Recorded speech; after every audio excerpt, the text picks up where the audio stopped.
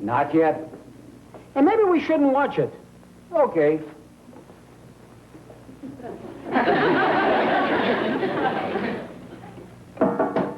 Good morning. Policewoman? Only to my pupils.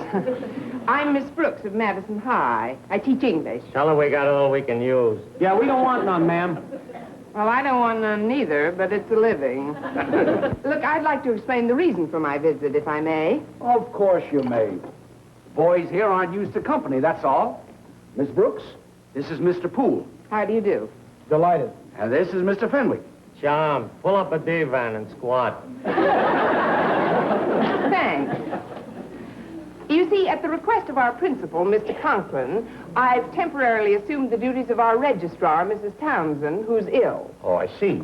And one of those duties is to keep tabs on the addresses of your students, right? That's right. Now, we have a boy on our rolls, an honor student named Harvey Brent. He said he lived at 705 Lincoln Avenue. Oh? But upon investigation, 705 Lincoln Avenue proved to be a vacant lot. How did you happen to find out about that address, Miss Brooks? Well, our principal's daughter, Harriet Conklin, discovered it first, and then she was curious enough to follow Harvey home from school one day. And what she told me, I simply couldn't believe. What did she tell you? The boy lives in a hobo jungle under the bridge at Fairfield and Elm. Well, that's our address. We don't get much mail, though. Oh, there must be some mistake. There's no mistake, Miss Brooks. Harvey's my son. Your son? You're Mr. Brent? In person, Harvey's getting dressed now for school. Our shack's back in the culvert. This is Harvey's suite right here. Might as well tell her the whole story, Tom. The cat's out of the bag now for sure. Yeah, I guess you're right. Would you like to have a hard-boiled egg with us while you're listening? Oh, no thanks. They're perfectly fresh. Oh, yeah, the hen ain't even missed them yet. You mustn't get the wrong idea, Miss Brooks. We pay for everything we get, sooner or later. Go on, take one. All right, thanks. And now, what about Harvey? Well, I became a widower when Harvey was just 9 years old. Mr. Poole, Mr. Fenwick here were working for me in my gas station at the time, and they pitched right in to help me raise the boy. Oh, I see. We couldn't do much for Tom, though. He kind of went to pieces. Yeah, I couldn't seem to concentrate on anything, and my business folded up, and finally I lost my home. That's when Mr. Poole scouted around and found this location for us. Yeah, I figured this would be convenient to the shopping district. It has a very nice exposure. But what about the Lincoln Avenue address? Well, that's just a decoy. We realized if Harvey put down he was living in a hobo jungle, the authorities would be down on us in a minute. Yeah, you see, he's the son of all three of us now, and we don't want no welfare people coming around and take him away and put them in a home. Well, I know, A but... boy belongs with all his fathers. Yous have a point there. But after all, this isn't a very nice environment for a boy. No, I'm afraid I'm going to have to report Harvey's case to the proper authorities. Well, I suppose you'll have to do what your conscience tells you to do, Miss Brooks. We'll abide by the law if we get caught. I don't see what's so wrong with this environment. We all pick up our jobs from time to time and see to it that the boy gets every comfort. We even rigged up a shower for him in the back. With soap? Well, he has 3 suits of clothes and 4 pairs of shoes and 7 pairs of socks. And 8 changes of underwear. If I had that many changes of underwear, I'd think I was a lady. So would I. What? Miss Brooks? It ain't nobody else but. She found out about us, son. Yeah, she knows the whole story, son. She sure does, son. You do? That's right, son. Harvey, I didn't mean to pry, but... You're not going to send me to a home, are you? Well, I haven't decided on any course of action yet, but I'll have to do whatever I think is best for you. Well, don't worry about it now, Harvey. Better get your books. It's almost time for school. Okay, Dad. Miss Brooks? Regardless of what you do about Harvey, we want you to know that you're welcome to drop in and visit with us anytime. You'll find yourself among friends here. That's right, Miss Brooks. Ditto. Well, that's very nice of you. But I hope you gentlemen understand that in spite of your obvious devotion to the boy, I can't let sentiment influence my decision. I'll have to look at this whole thing objectively. Oh, I'm sorry. I forgot to pay for my eggs. Oh, you shouldn't have done that. That ain't for food. That's the fund. The fund? Yeah, we've had that going 5 years now. We've been saving up to send our son to college. Oh, my mistake. Well,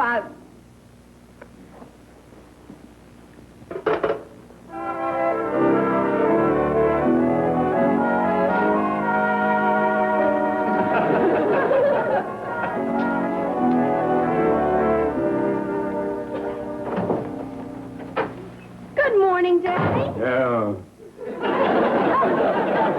Well, Harriet, you were right. I just passed 705 Lincoln Avenue, and it's nothing but a vacant lot. Your story about that honor student living in a hobo jungle is making more sense every minute. And to think that only yesterday Miss Brooks called the whole thing ridiculous. Well, but she didn't know, Daddy. She didn't know, Daddy. He's an honor student in her class, isn't he? And I have a sneaking hunch she's been protecting him. But, Daddy, if Miss Brooks were a party to the falsifying of official school records, she could get herself into a lot of trouble. You bet she could. If I find out she's been trying to hoodwink me, I'd jolly well tell her to pack her bindle and move in with those hobos. I'll send that adolescent Einstein to a home. Oh, Daddy, why do you have to be so... Because it's my nature. File those in my inner office. Yes, Daddy. Trouble, trouble, trouble, nothing but trouble. All the time, trouble. good morning, Mr. Conklin. With a capital T. What is it, Miss Brooks? I'm happy to inform you, sir, that I have thoroughly checked on the domestic status of Harvey Brent. In fact, I just left his home Really? Where is it? at 705 Lincoln Avenue. You don't say. Nice home? Oh, lovely. And so spacious. It should be. It's a vacant lot. Eh? Miss Brooks, not 15 minutes ago, I passed right by 705 Lincoln Avenue. Oh, well, then you must have passed it very rapidly, Mr. Conklin. That block is just loaded with crazy mixed-up numbers. I know it confused me, too, at first, but then I rechecked. It always pays to recheck, sir. You see, 705 is that large colonial house just east of the vacant lot. Did you see that one? Large colonial house. And come to think of it, yeah. Oh, yes, indeed. A pool and a Fenwick. That is, he has two business associates who were with him, a Mr. Poole and a Mr. Fenwick. They were most cordial. How nice for you. But what about Harriet's story? She followed Harvey to a hobo jungle. Oh, well, he must have gone down there to get some atmosphere. Atmosphere? Yes, for a composition he's writing called Life on the Outer Fringes of Society. Sounds interesting, don't you think? Fascinating. Well, that's that, I suppose. You'd better run along to class, Miss Brooks. Yes, sir. I'm very glad this whole matter was cleared up, Mr. Conklin. So am I. Of course, as you said, Miss Brooks, it always pays to recheck. So during lunchtime, I'll just run over and take another look at 705 Lincoln Avenue. Yes, sir.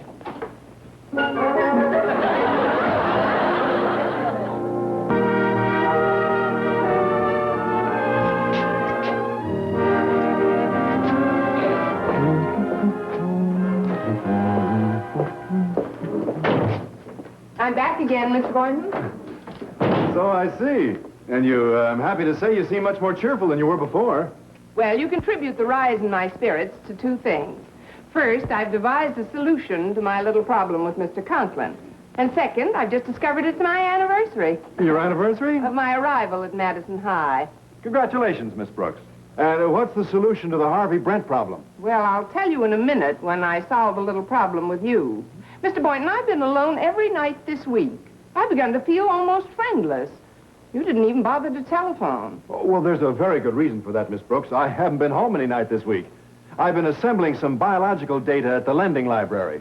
Well, what's the matter? Don't they have a telephone? Well, yes, they do have a pay phone. Oh, I'm sorry I mentioned it. Well, we can make up for it tonight. Let's celebrate my anniversary together, shall we? It's okay with me. Fine. I'll borrow Walter Denton's car and pick you up at 8 o'clock sharp. Are you sure Walter will lend you his car? Positive. We just had an English test this morning. Be sure and wear your nice new blue suit. I'm going to be dressed to the teeth. All right. What are we going to do? No, I'll think of something. Well, to get back to my immediate problem, do you have any more of these numerals you use for your exhibit? Well, yes, I have some in my closet somewhere. Why? Well, I'll explain in a minute, but would you get me a few of them, please? Well, certainly. It may take me a few minutes to find them. Oh, that's all right. I'll browse around the shrubbery. All right. Oh. Hi, fellas. Have a little flora, fauna. Oh, hi, Miss Brooks. Hello, Walter. I thought I'd find you in here. Say, I was just talking to Harvey Brent, and he was pretty worried about your finding out where he lives. How do you know where he lives? Oh, from Harriet. But there's no danger of my spilling to the authorities. Well, I'm no spiller either, Walter. Well, that's what I just told Harvey, Miss Brooks. I knew you wouldn't do anything to make him unhappy. Especially on your birthday. My birthday? Well, yeah, and I also told him you were coming to see his father tonight, so you'd probably straighten out the whole thing. Now, just a minute, Walter. Where are you getting all these hot flashes? Well, for Mrs. Davis. Yeah, I met her in the store this morning, and she said that this is your birthday and that you were going to the Brents' place tonight. Well, Mrs. Davis is still batting 1,000. Today is not my birthday. It's the anniversary of my arrival at Madison. And I'm not going to see the Brents tonight. I went there this morning. Outside of that, Mrs. Davis is correct. Well, bless her little absent mind. Yeah, anyway, congratulations on your anniversary, Miss Brooks. And I want you to know if there's ever anything I can do for you, all you have to do is holler. I'd like to borrow your car. I'd like to borrow your car, Walter. Why, it's my pleasure, Miss Brooks. Well, look, why don't you drop me off at home after school and take it with you? Oh, that's very sweet of you, Walter. But I'd like you to understand that any mark you get on the English test this morning will depend entirely on the answers you gave to the questions. But of course. Well, you don't think that I think... Oh, sometimes I think you think. But thanks anyway. Now, thank you. And au revoir, most fair-minded of all English teachers. What an operator. They were buried underneath a pile of junk, but there's quite a few of them here. Oh, fine. Let's see. Oh, yes? Uh-huh. Now, this should do I it. wish you'd tell me what this is all about, Miss Brooks. Well, it's very simple, really. You see, during lunch period, Mr. Conklin will be going over to look at the Colonial House just east of the vacant lot. Actually, the number of that house is 707. But before the big bad wolf can get there, Granny's going to take a shortcut through the woods and change the numbers. But, Miss Brooks, the address alone won't convince him that Harvey Brent lives there. Suppose the people who own the place have their name on the mailbox. They have, but I've already taken care of that. Don't you think this is going too far? Changing an address is bad enough, but when you change someone's name... Well, what's wrong with that, Mr. Boynton? There are times when it might be very agreeable to change one's name. If one should ask one. Huh?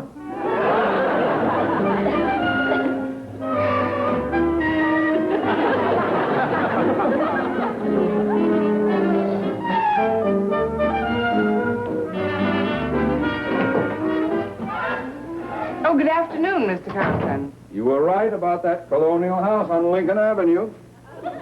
705, all right. Number is there, as big as life. I never saw such big numbers on a house. And you're convinced that Harvey Brent lives there? Well, of course I'm convinced. What do you think I am, an idiot? They even had a big sign on the mailbox. B-R-E-N-T, Brent. I don't know how I could have missed seeing that this morning. I told my wife I needed a new prescription. I'm checking the registrar's house, Mr. Conklin, so I won't have to work tonight. Now that this matter has been cleared up. Miss Brooks, I want to apologize for my suspicious manner this morning. I'm heartily ashamed of myself. Why, I actually suspected you of deliberately falsifying our school records. Oh, it was just a misunderstanding, sir. No. I did you a grave injustice, and I'd like to make amends. Now, let's see. What would you like? Some new supplies? A new desk, perhaps? Oh, no, really, Mr. Conklin. I have it. I'm going to give you a few days free of any extracurricular activities whatsoever. Oh, that's very kind, Mr. Conklin. Don't mention it, my dear. Saturday and Sunday are yours.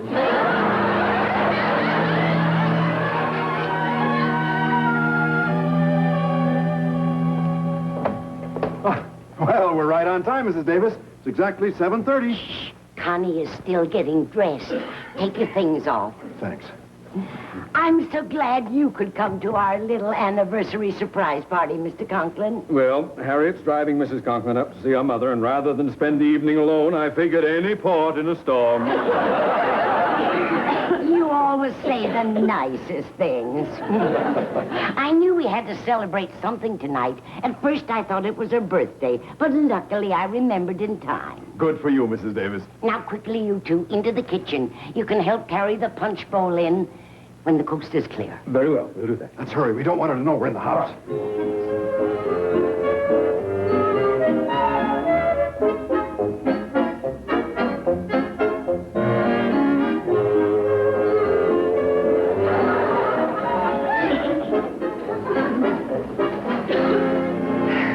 Well, Mrs. Davis, how do I look? If you ask me, you look like Mrs. Astor's pet horse. Well, thanks. Where'd you get that perfume you're wearing? At Sherry's department store. Do you like it? How'd you put it on, with a fire hose? Well, you don't have to sell it long, Mrs. Davis. In a few minutes now, I'll be going out to pick up Mr. Boynton. I'll be going out myself in a few minutes. What's that hairy thing you're carrying? That happens to be a very expensive fur piece, Mrs. Davis. I borrowed it from Harriet Glass, one of my few well-to-do friends. Tonight's going to be a very important night. I hope Mr. Boynton likes it. I saw Mr. Boynton in the market this afternoon, and he asked me if I knew where a good movie was playing. Said he had nothing to do tonight. What? I wouldn't be surprised if you'd forgotten all about your date. Oh, don't be ridiculous. When are you leaving? Oh, in about 15 minutes. Well, I don't see why you have to let that fur of yours shed hair all over my furniture. You could wait in your bedroom, you know. Well, if that's the way you feel about it, I will. Good.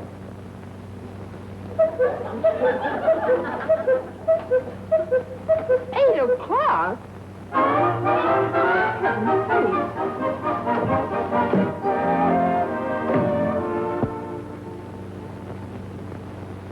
I told her to go to her bedroom. I practically insulted the poor dear, but I had to get her out of here.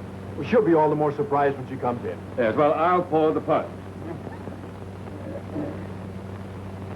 Oh, dear. I meant to have this silly clock fixed. It's been running a half hour fast.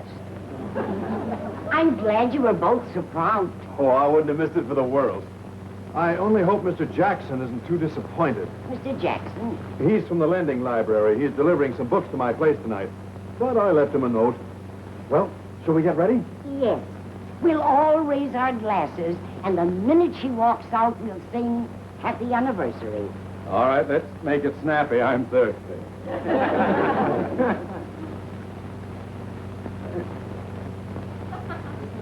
Come in, Connie. Come into the living room, dear. Connie.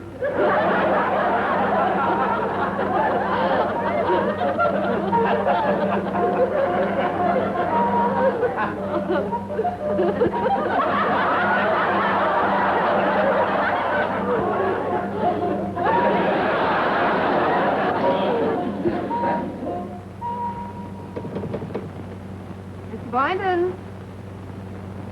Mr. Boynton? I had to rush away, so can't take delivery tonight. We'll catch up with you later in the week. Sorry, Phil Boynton. Well, all dressed up and no place to go. I do, too, have someplace to go. Maybe she ain't gonna show up. Of course she'll show up. Walter Denton told Harvey she was positively coming to see me tonight. What time is it? I really couldn't say. I hacked my watch to get this soup and fish. If it had had a crystal, the fellow would have thrown in a tie, too. Good thing you found that screen, Tom. It certainly improves the appearance of that old shack, not to see it. Yeah. Well, there's no telling when she'll arrive, so we might as well get comfortable.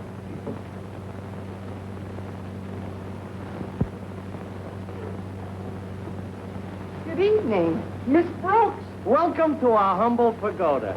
Twice welcome. Thrice thanks. I hope I'm not interrupting something. Oh, on the contrary. Walter Denton tipped off Harvey you were coming to see us tonight, so we kind of decorated the place. You mean this is all in my honor? Sure. Walter also told Harvey today was your birthday. My birthday? Yeah. Oh, now, look, I wouldn't hurt your feelings for the world. Oh, but we it's know, really we know not- you don't want to spend the whole evening here, Miss Brooks, but you will hurt our feelings if you don't help us knock off this chicken before you go. Come on, sit down. Well, I'm really not very hungry. Oh, Miss Brooks, you don't have to be afraid of this chicken. It's nice and fresh. I'll bet the butcher hasn't even missed it yet.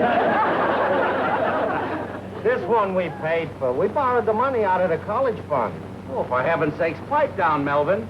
Where's Harvey? Well, he went over to ask the lady you live with to join the festivities. Oh, I'm sorry he did that, Mr. Brent. He won't find anyone at home. Mrs. Davis said she was going out. Oh, well, I hope he catches her in. Meanwhile, here's a little birthday gift we got for you. Oh, you shouldn't have done that.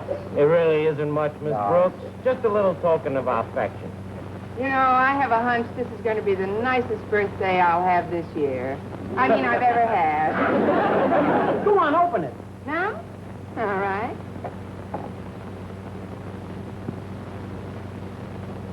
It's a handkerchief. She knows it's a handkerchief. Believe me, it's just what I needed. Gosh, birthdays always give me the sniffles, too. Help yourself, Liz. This is supposed to be a happy occasion. Hi, Miss Brooks. Look who's here. Mrs. Davis, Mr. Boynton.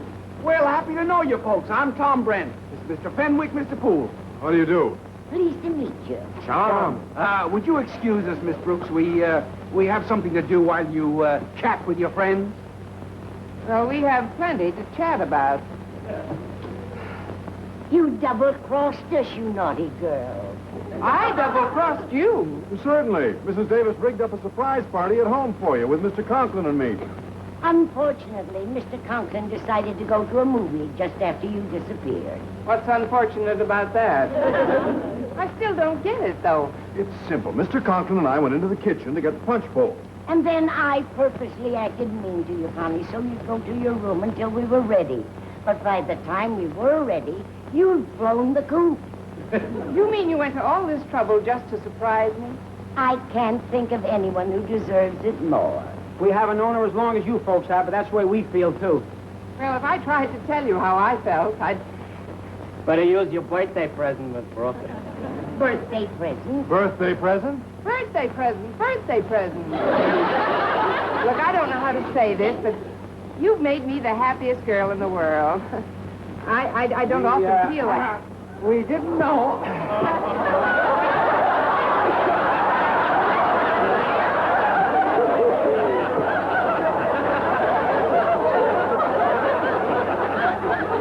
We didn't know how old you were, Miss Brooks, so we just slapped all the candles on that we could find for luck.